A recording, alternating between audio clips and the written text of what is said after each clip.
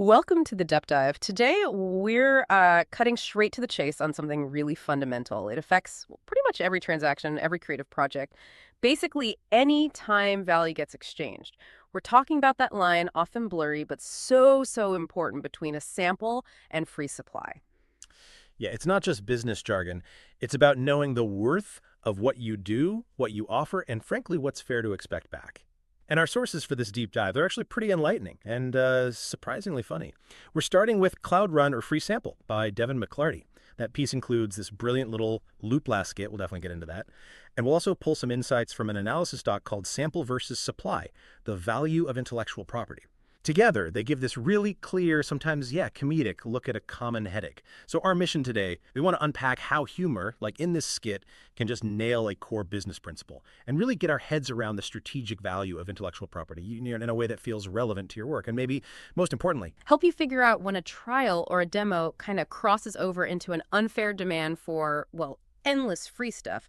This one gets straight to the point.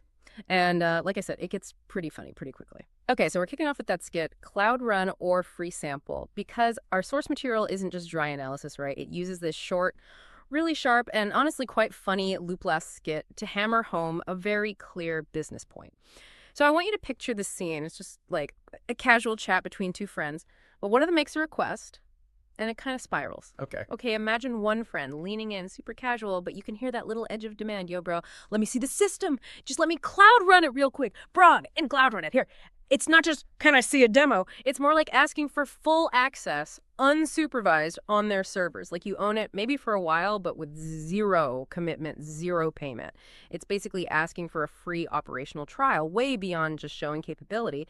And the other person, the you in the skit, they're getting visibly, well, exasperated, and they reply, Cloud run it, bruh, that's like this. And boom, this is where the skit just takes this brilliant, funny turn. Quick cut, total change of scene. Now our you character is suddenly in a hoodie, right? Holding this tiny little baggie, looking all street smart and confident, handing it over. And they say, here, that's the sample. Quality speaks for itself.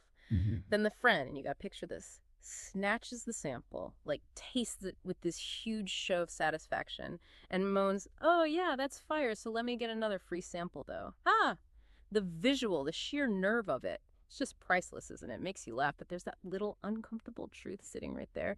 And right after that, the skit hits you with a punchline. Direct. The you character, totally deadpan, just says, see, that's not business, that's begging. Wow. Yeah, that just cuts right through, doesn't it? No ambiguity left. It really does. And what's so, well, fascinating about using humor like this, it takes this really common, often frustrating business issue. And that parody, okay, it's exaggerated, the drug dealer thing, but it makes the point instantly relatable. You immediately see how absurd it is to keep asking for samples after the quality's proven. It just strips away all the polite business talk, Yeah. Gets right to the heart of it. What's a sample for? It's not just about the transaction. It's like psychological, too. Psychological. Yeah, that's a great way to frame it. And the skit doesn't just stop at the laugh line. It loops back, connects that punchline directly to the original Cloud Run request, makes the business point even clearer. The you character gets serious again and lays it out. You got the sample. The report I sent you is the sample. You saw the proof. Now you're asking to Cloud Run it. That's like asking a dealer for endless free bags. It don't work like that. Wow. You either buy in or you get out.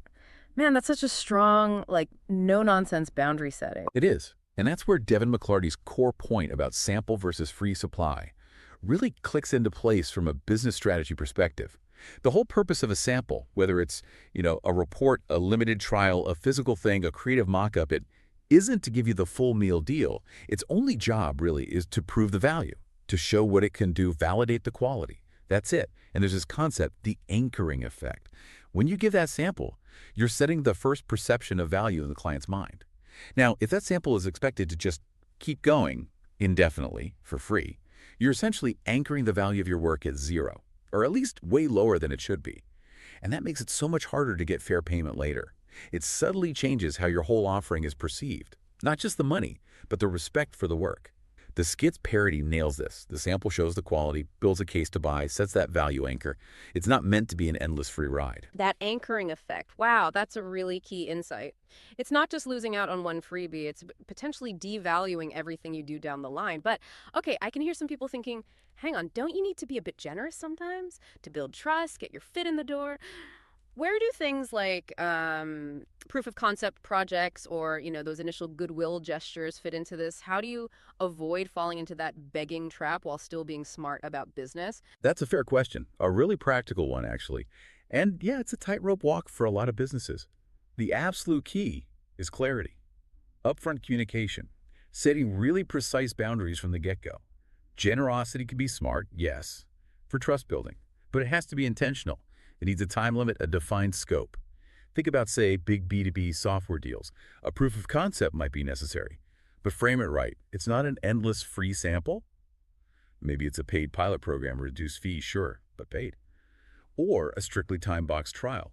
Clear goals, clear path to purchase afterwards. Or you could offer a consultative sample, like an initial audit or strategy session.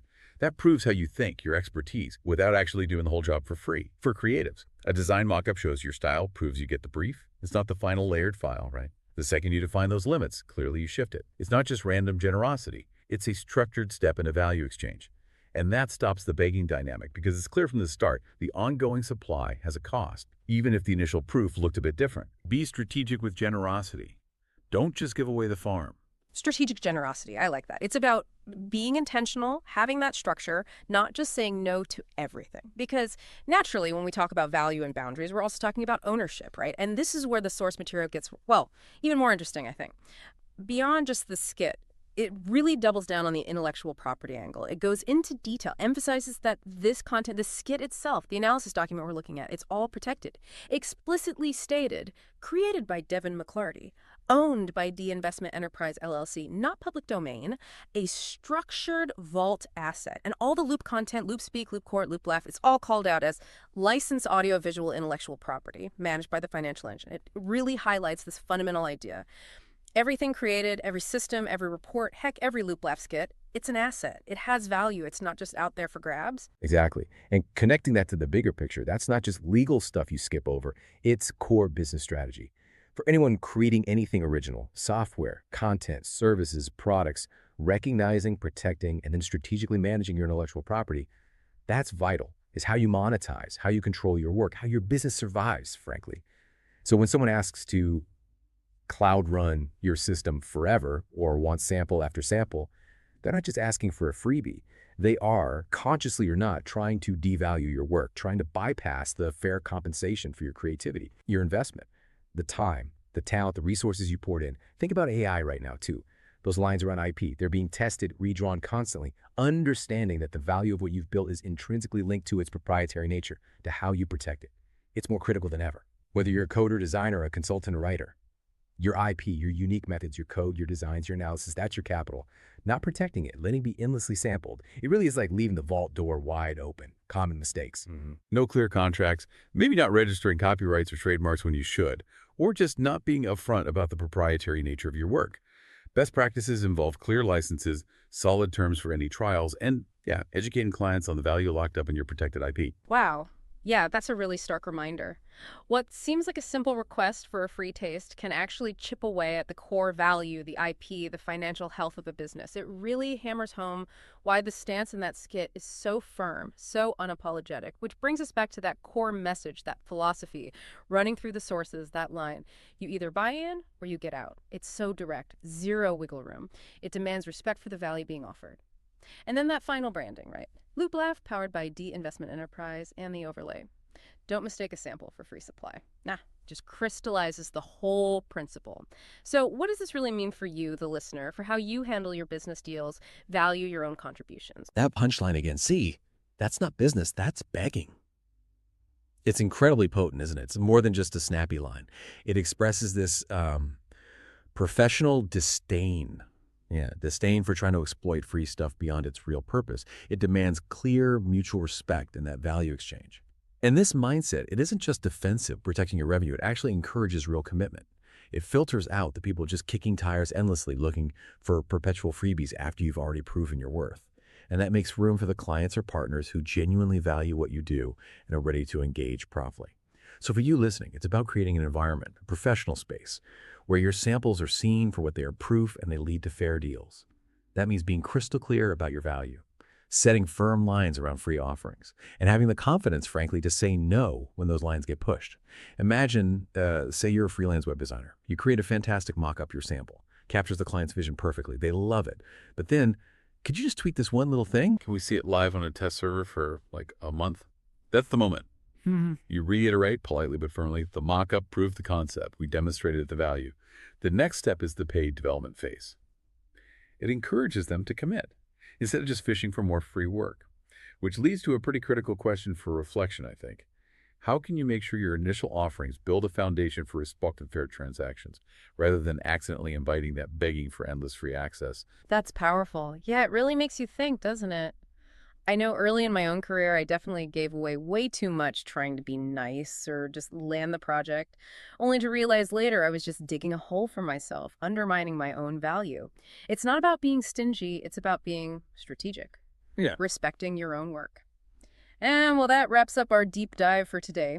It's pretty amazing how one little comedy sketch can unpack so much truth about business strategy, about intellectual property, why it's so crucial, and that very clear line between proving value with a sample and just giving away free supply. A lesson with a laugh, but with some serious takeaways. Definitely. And it leaves us with this final thought, something for you to really mull over. In your own professional life, how clear are those boundaries around your samples?